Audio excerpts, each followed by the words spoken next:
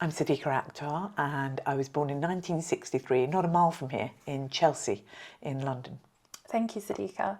And today we're going to be talking about your relationship with Border Crossings. So can you tell us about how your relationship with Border Crossings came to pass and your connection with the organisation? So it must have come up as a casting through my agent. And I remember meeting Michael Walling in the South Bank at the BFI. And he told me about the project. I must have read for him. I can't quite remember that. It was an interesting conversation. It wasn't the usual audition where you're sat in a room and there's 20 other people waiting outside. And then I was cast. So you were cast based on the conversation? Yeah, I think so. Well, I must have read for him as well. I find it hard to believe that he would have just, found me so scintillating and appropriate. I must have read for him as well. But it was an easygoing audition, as I remember it. And Michael, just to remind everybody. Oh, Michael Walling was Yes. the director of the play and now of Border Crossings. And can you tell us the name of the play? It was called Bravely Fought the Queen. Bravely Fought the Queen. And how did you feel when you first were told that you were cast? I don't know, I was really excited. Everyone gets excited about being cast in a play, and I think it was probably early days for me. I wish I'd looked back on my CV now, because I think it may be one of the early serious plays that I was doing. So at the time I was cast, was I doing comedy then? I can't remember. But I remember playing a lot of mothers whose children had faced racism and died, or something horrible had happened to them. So a lot of the plays I was doing was about being culturally other in Britain, really. A lot of the stuff being written was about the Asian experience in Britain. And yeah, a lot of it was very sad, and there was always grief and trauma, and I was always the crying mother, which upset me a bit because I was quite funny and quite comic. But this play was different because it was an Indian family set in India, and it had nothing to do with otherliness in a cultural sense. It was more about otherliness in a family sense. People hiding things from each other. It was lovely. I think the subtext was really wonderful in the play, whereas a lot of the plays I was doing, they were a bit more obvious. They were stating things that needed to be stated, but a lot more, on the surface, a lot more obviously, for want of a better word. So you mentioned about things that needed to be stated. Can you expand a little bit? Within this culture? Yes. Well, there was racism. We were fighting all sorts of things. We were facing a lot of discrimination and rejection, I think. And people were getting beaten up. People were getting spat on and beaten up. We were protesting, we were marching against racism, against all sorts of things. I used to carry a piece of chalk with me, and the National Front was very up in the day, and they used to have an NF symbol, and I used to carry a chalk so that when I saw it on the wall or written anywhere, I would write this. I'd put a stroke against it and a line that meant ANF, anti-NF. So you would just add to their symbol with these two lines, a stroke one way and a... So yeah, but yeah, it was different. It was different, I think.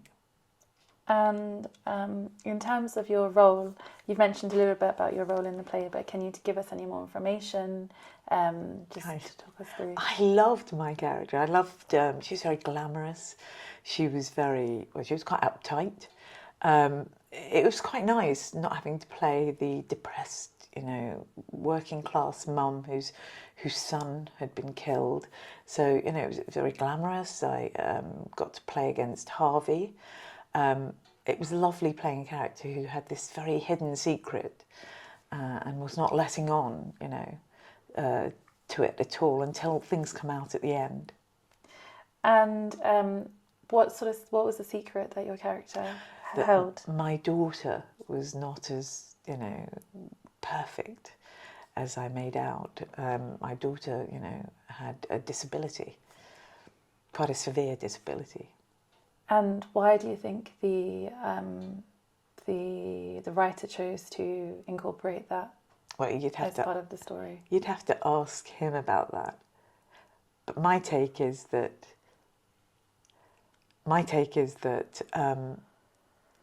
Asian families, that's the thing. I think that this cultural otherliness is one thing, but there is a cultural aspect to Asian families where we do hide things. We do hide things from each other. You know, there is a lot of shame, you know, and I think that's in families all around the world, but there's something very poignant to Asian shame as far as I'm concerned. It's very, we hide it at all costs. We want no one to know. And the worst thing is we hide it from members of our family.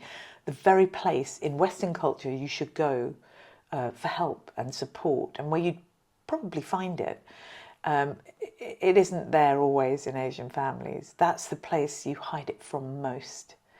And that's a sad fact, I think. I think it's, you know, I'm generalising a bit. I think even in Western culture there are families all hiding things from each other, but, you know, the norm is that you know your family supports. Your family is who you turn to in times of trouble and reveal things to for help, whereas you don't do that with Indian families. And tell us about the gender aspect within the play. So how are women presented within this play compared to, were they accurately presented? That's hard for me to say because I grew up in this culture. So, I mean, there was definitely a male kind of hierarchy. It was men controlling their women and, you know, women acceding to the, you know, the norms, I suppose, of Indian culture where what the man says goes. I would say you've had that in every culture over the ages, and even in India, I'm sure it's changed now, but back then it was probably very representative of what was going on generally for Asians all across the world, which is, you know, you obey your parents, you obey your husband. When you're passed off, you marry into your husband's family, you know, your husband is all. And how did everyone else in the play feel about being cast and being a part of this project?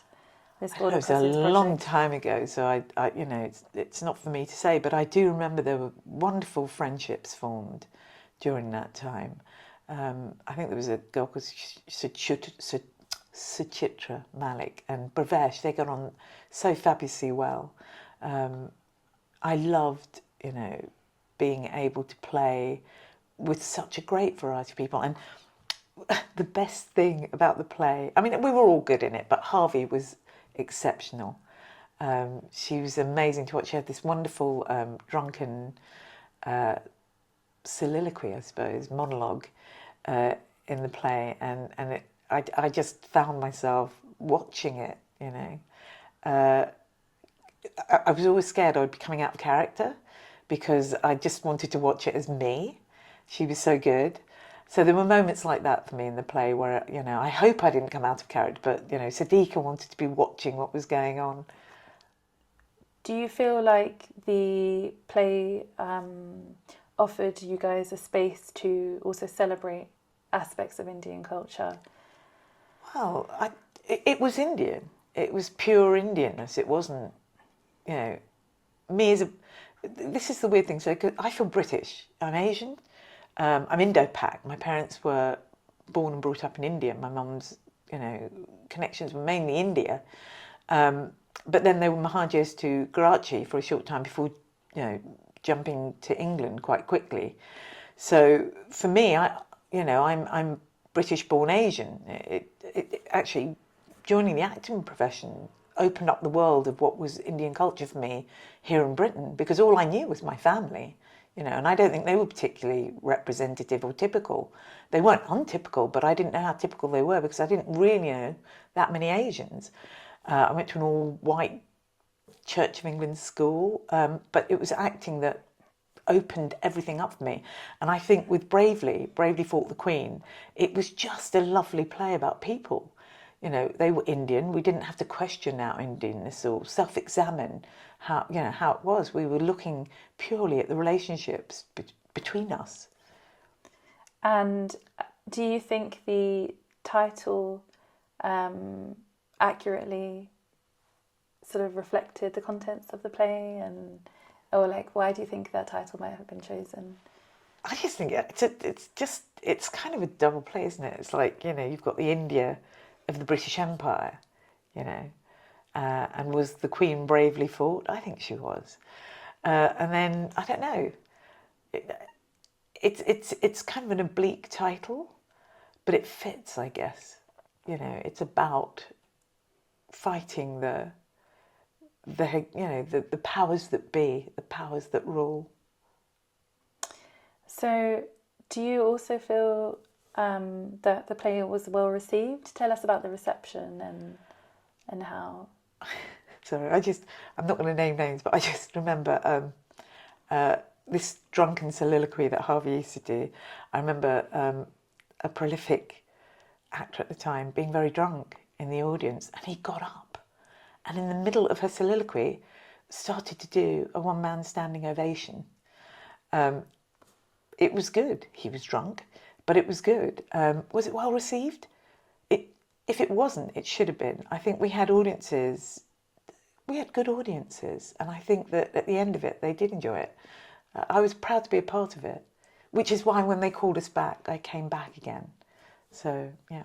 And how did you feel when the man sort of stood up and gave that sort of single round of applause?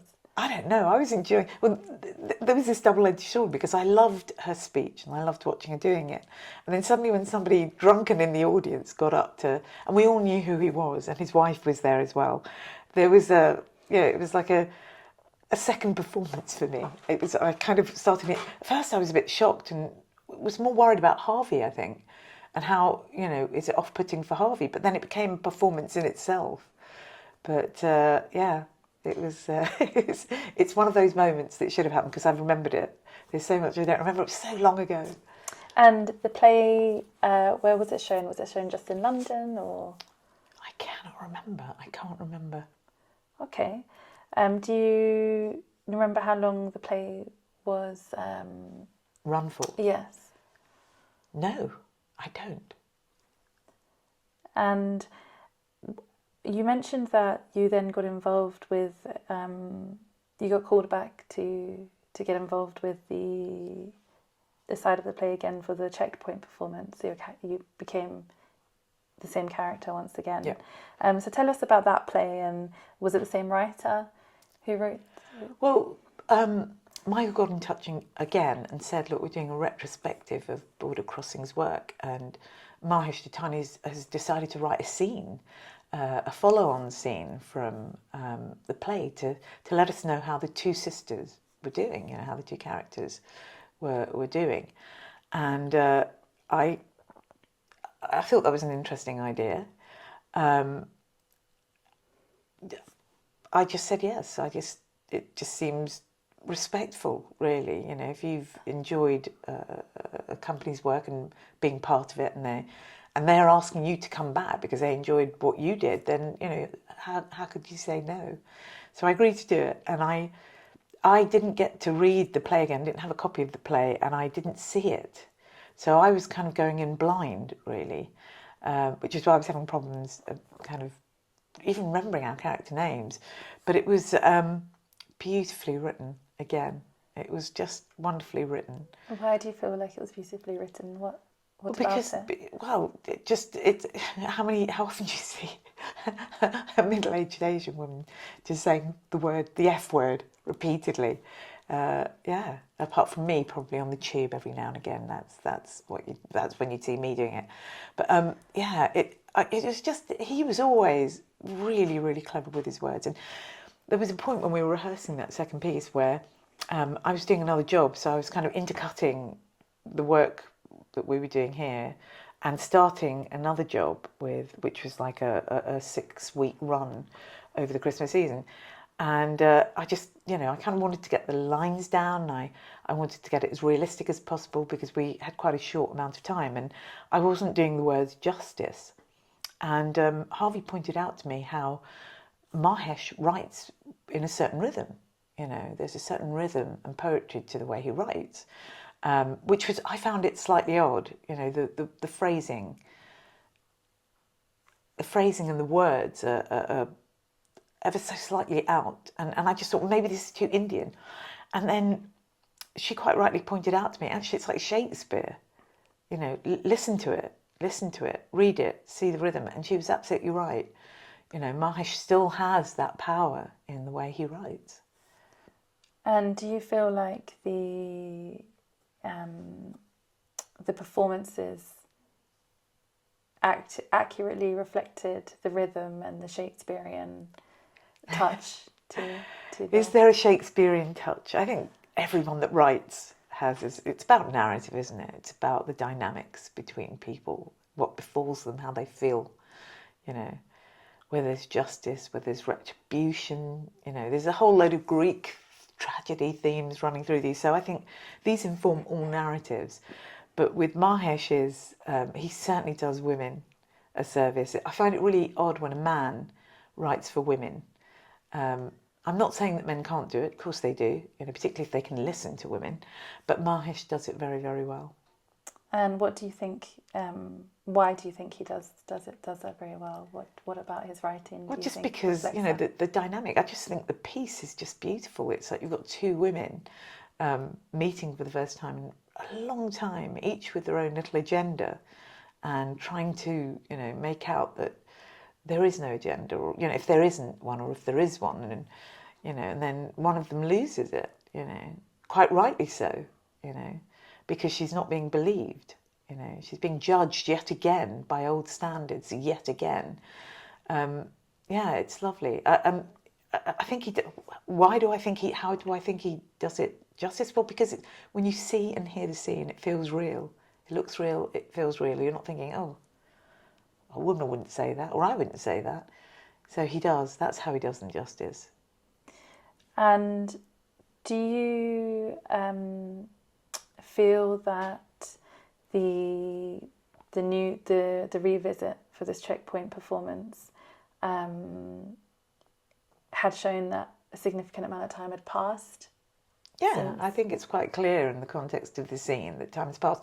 I mean, given it was such a short scene, he packed quite a lot into it, I think. I mean, if you knew the first play, I think you would definitely see, you know, oh, okay, it's those two characters. But what was lovely was it's one of those, it's like a fine pudding where, you know, you get a small little piece, you know, and you want more. It's like, why wasn't there a whole pie here? Why wasn't there a whole bowl of pudding? So for me, Mahesh, why isn't there a whole play? And how long were you performing this short little? It was just the one night. We literally, I think we rehearsed it over the course of a week, and it wasn't huge amounts of rehearsal time, and then it was just the one performance for you know, the Border Crossings, you know, set of performances. And where did you perform it? We're East End somewhere, in the East End. I'm so terrible, you know, it's like my memory is just appalling. I can't remember a lot of things. I hope it's not early Alzheimer's. I hope it's just, I don't know, that my mind's elsewhere all the time. A million things in my head that I want to say, and usually I want to say them all at once. And was the short new play, did it have the same name as the previous one, or slightly different? It was slightly different. And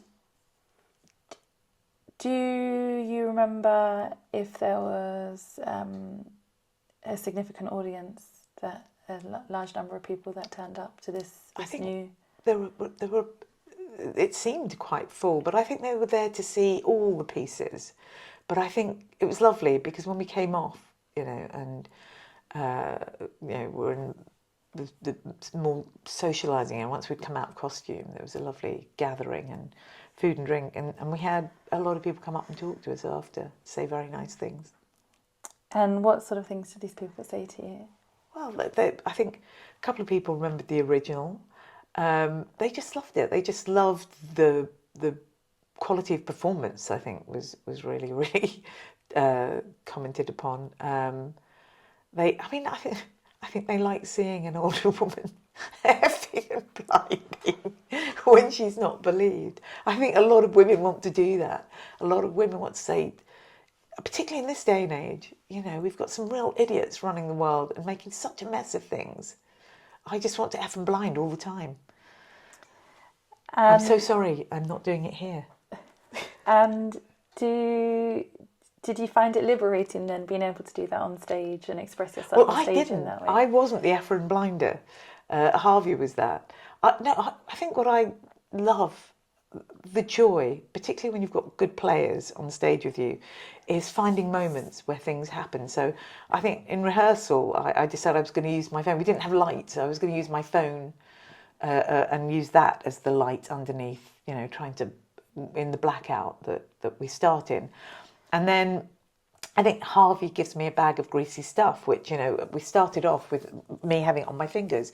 And then I realised I had the phone in my hand and thought it'd be so much funnier if a high-end phone has grease on it, and then suddenly, my £2,000 phone is, needs to be.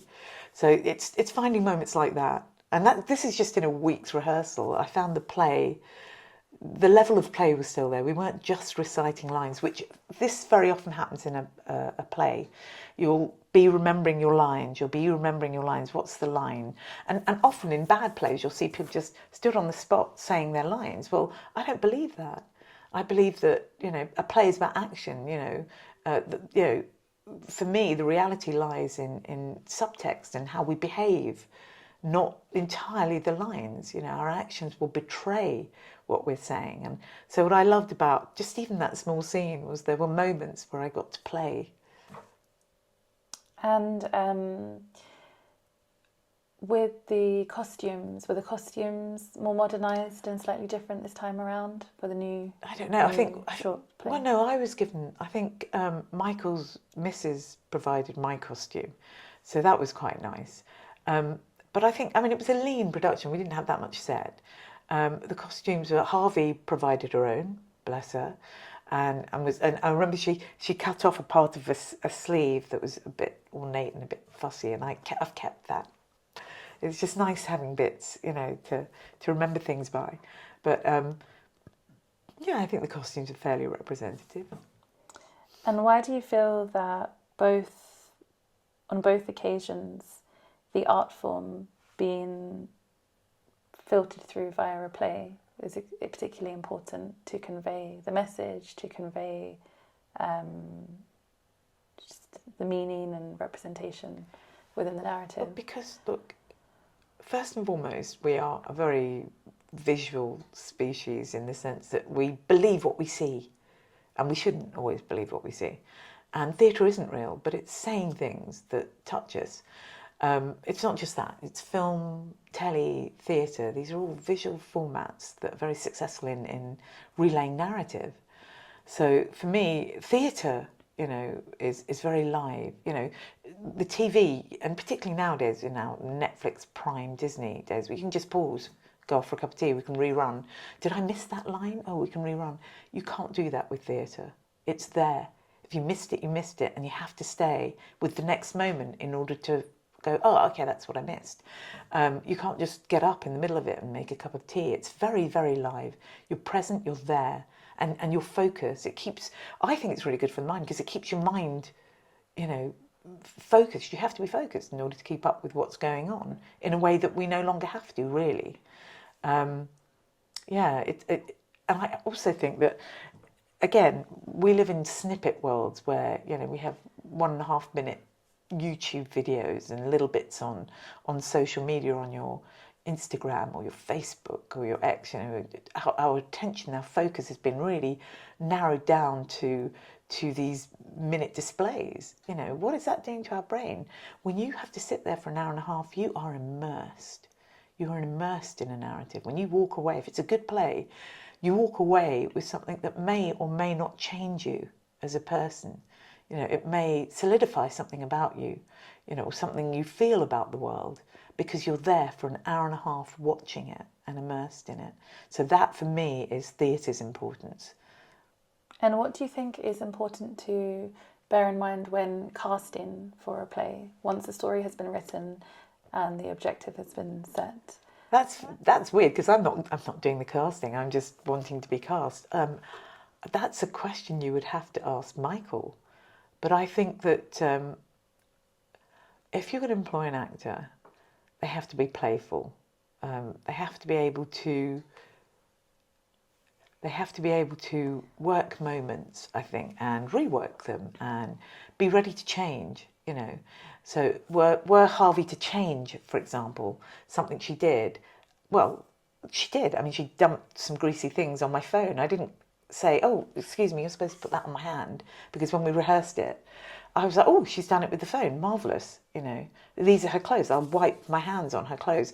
You know, you play with what's there, you know, and it's about play. Ultimately, it's about play. So you want people who can play, not just look good and recite lines. And can you tell us a little bit more about the sense of play that was present amongst all the actors and actresses? Like, how did you... In the original version? In the original version, yeah. Wow, it was quite a big cast. It was lovely. It was lovely. You've got to bear in mind that each character that you interact with informs who you are. So every time you play with a character who you may be close to, it might be your husband, that will reveal one set of things about you. But then you've got this, you know, the satellite characters, the characters who appear and they're not deeply involved in your family, as were present in that play, like Sir Chitrat's character, and that will bring out other sides to you. So every single person on stage that you interact with is building this 3D character. You know, if it's just a two-hander, I think in the case of Harvey and I, when we did the revisit, you've just got two people and they've already got history. So if you know the play already, then, you know, it just builds on that. But people who'd never seen it before, it's down to Harvey and I pulling out things about these characters. So in the bigger version of the play, I think there was more play, there was more people, there was more to pull out in every engagement you had with different characters. And in terms of the audience receiving the playfulness, how was that translated on stage? How was that presented through the acting? I don't understand quite what you mean. So rephrase it. So for the audience, how did they feel and engage with the playful foundation? Well, I don't know. That's something you'd have to ask an audience. But we got laughs where we wanted laughs. We, you know, it was a good piece. It was a powerful piece, and I think that, you know, if an audience doesn't enjoy a play, often they won't stick around for a drink afterwards, and they'll just go.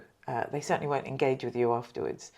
Yeah, I remember often there was a bar. Was it just, we didn't just play the one space? Maybe we did, I can't remember, but I remember there being a bar and there was always audience at the end and people to talk to, which is a good measure of how you're doing well, I think. And do you think the reception that the first play received, would be received the same way today? Oh, that's a really good question. I think it's a bit like, even if it's historical, culturally, you know, things have moved on in India. I definitely think things have moved on in India, but it's like watching a period piece, isn't it? Like, you know, a costume drama, or, you know, the narratives are the same. We're human beings. Our humanity is being discussed. How we relate to each other as human beings is discussed. You know, the mistakes we make, the punishments, the rewards, you know, they may change, but there's still punishment and reward and redemption or not. So these are just narrative, universal narrative themes. If it's a good play, I mean, look at Shakespeare, he's been going for years, he's been going for centuries. If it's a good play, you know, if the narrative is good, if the story, you know, is something we can engage with, just simply because we feel it, you know, rather than it's great to watch somebody else suffering, you know, I think it carries a play. A good play can be played over and over again. So does it have cultural... It's a good play. Cultural significance? I don't know. It was just a good play. And do you think that the play would have been received the same way if it were performed in India instead of the UK? That's a tough one because I was born and brought up here. So I don't know. I don't know. I would like to think that it's a good narrative. Again, it's just well written, a good play. It has things that are hidden, that people are going to want to find out. But the themes, I don't know. Like one of the themes, like covert homosexuality, and everything's loosened up a bit now. I don't know if they've loosened up that much in India, but so. It's a nod to the past. If in a place where homosexuality, isn't as frowned upon, the people who really frowned on homosexuality, they're older people. I mean, don't get me wrong, there are young people who frown upon it, but it's loosened up. They have no reason to, and they have no right to, in the way that people did in the old days. I don't know what it's like in India, but I would like to think that it's just a powerful story. And you mentioned about aspects like homosexuality being frowned upon. Why do you think then it was particularly important to have that included in the play, to have that portrayed and presented to an audience? I think it's really funny because I need to separate how I feel about homosexuality and the play, but I don't think I can. So for me, homosexuals aren't hurting anyone. It's about love, isn't it? It's about people loving each other. And love always deserves a place in this world. Love, if anything, love is hopefully going to help us. That's one thing, good thing about Christianity. I always thought that, this concept of love, because without that, we're lost. Without that, we hurt people. Without that, we take things from them. Without love, I don't believe the ills can be cured in this world. And that's all that homosexuals are doing, are loving each other. And it's up to them how they choose to love, So in that sense, yes, I do believe that, if anyone who is, being oppressed or, judged in a very negative way simply for, being themselves when they're not harming anyone, and I don't believe homosexuals are, so actually they're just humans, if they are out there harming people, they're doing it in a, they're just not nice people. It's not because of their homosexuality. It's because of the people they are and the humanity they may have lost. That is not determined by sexuality. And do you think that a good writer captures the essence and aspects of humanity in all their shapes and Of sizes? course, Yeah. we've talked about Shakespeare, we've talked about, they're great at giving us narrative, they're great at engaging us and keeping us focused. That we're all tired of the same old hack stories being told in the same way. We very quickly lose interest in stories we've seen time and time again. We're very good, actually. We have to give an audience a satisfying end, which means it will be one they're expecting, But it's how you do that. It's how you, keep them enthralled, engaged. And that's the trick. That's the trick of a good writer, I think. And you mentioned earlier on that you had been cast in a lot of roles where there was a particular focus on the other and that sense of... Well, and the trauma of women, how sad they are. I find it's very disempowering for women to be put in a position where they're constantly, browbeaten or have to cry because they've lost something. I mean, not to put down the fact that women suffer, they do. But if you look at my showreel had so many clips of me being an upset, angry woman, or not so much angry, just crying, I just thought this is useless for my showreel. It's the same old, and it's like 5 times in the same showreel. I want empowered women to be shown. I want women to say, look, we've come into our own and we don't need you. We don't need your money. We don't need you judging us. And that's what this rewrite, the scene that Mahesh wrote in the revisit to Bravely Fought, has done, And Harvey does it beautifully.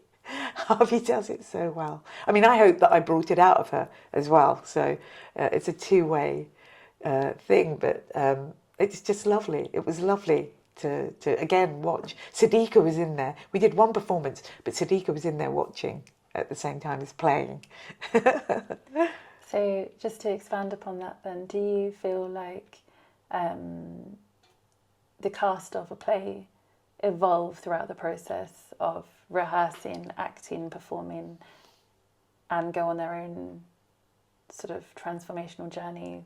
Yeah, I think it's organic. I think, look, you know, plays, they're all just a reflection of real life. So when we're engaging, when we're playing, you know, and pretending, which is a word that serious actors avoid, but we're not, you know, we may be pretending, but we're actually dipping into a pot of real feelings. You know, if I was asked to play a mermaid or something I'd never experienced or couldn't understand, I'd have to go into my imagination. And I'd still be dipping into me. So I think it is about, you know, who I am. It is about the human experience, and it's about how much I can relate to that or not. You know, if I was, I remember being at college and being asked to be we were in a group of 4 or 5, and we were supposed to be a cooked breakfast, and I was a fried egg. And to me, you see, that's where it all becomes a bit, how could I possibly know what a fried egg would feel like? I know what it looks like, and I tried to recreate that, but to me it was like, this is not human. This is pure imagination, and I had fun playing with that. But when you're playing people, you know, you're dipping into your sense of humanity, I think. Sorry, I've lost track of the question a bit, but yeah, I think that is it transformational? I don't know. I'm trying to think of the plays that I've done where I've come away thinking, oh my God, that's changed who I am. But I think that's life. I think life is doing that to me all the time. I don't think it's a play specifically that does it, but you know, when I've watched things, rather than being part of them, when you're being part of them, you're doing your job. It's a function. You walk away. You know, at the end of the night, you may be left with feeling things, but it's normally about the work, not about yourself, or you know, whether you're capable of doing it. But I think when I watch things like Mahesh's play, which is what I was doing. Like I said, Siddiqua was in there watching Harvey doing her drunken monologue and loving it. I think it's when you engage with something that touches you, that can be transformational. I don't think in the doing of it myself, personally, I've been transformed. I'm too busy working, if that makes sense. There's a kind of separation. I need to do this, play this role. How do I do that effectively?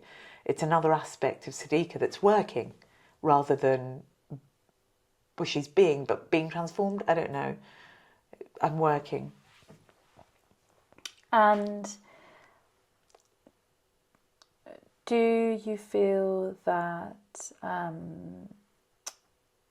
the plays that you were in before this play, do you feel that they inspired you in the same way? Or well, I can't remember. So it was TV stuff that was very similar. But then I remember the first proper job I did was for Polka, and it was a complete fantasy. It was a child's play, but I got to play 2 characters, and it was like twins, twin sisters. One of whom was an amazing queen, benevolent, wonderful queen, and the other one was her evil witch sister, and that was. It wasn't difficult. It was easy for me to play the evil witch than be very still. I had to be very still as the queen, very graceful. So I learnt quite a lot. So that was a play that I remember. Here I am remembering it. But I don't remember much of whatever else came later. Mainly, I then ended up doing stand-up comedy, which is hysterical because I was playing crying mums most of the time. So when I did comedy, that kind of opened the world up for me a little bit, because suddenly I was in a place where I could comment on the world and my Asianness and the fact that I was somebody's daughter that wasn't quite the perfect daughter, or that I was not quite the perfect Muslim, or not quite the perfect anything. It was wonderful to be able to talk about it rather than be silent in fear of being judged for it. So that, I think it's in comedy where I found my voice. And I think it's the same. I think in comic moments, that's when you get an audience. That's why it becomes, I think there's a moment in the what we did recently where, you know, just the looks that Harvey would give, the way she would play, you know, her indignation, very funny. And you know, Mahesh, well done, Mahesh, because I think comedy can change the world. You know, we're too used to tragedy, we're living tragedy, we're living in a world where people are becoming desensitized to tragedy. If you can make them laugh, well then, you know, you may win them over. And is there anything else that you would like to mention that I have not asked, just about your experience?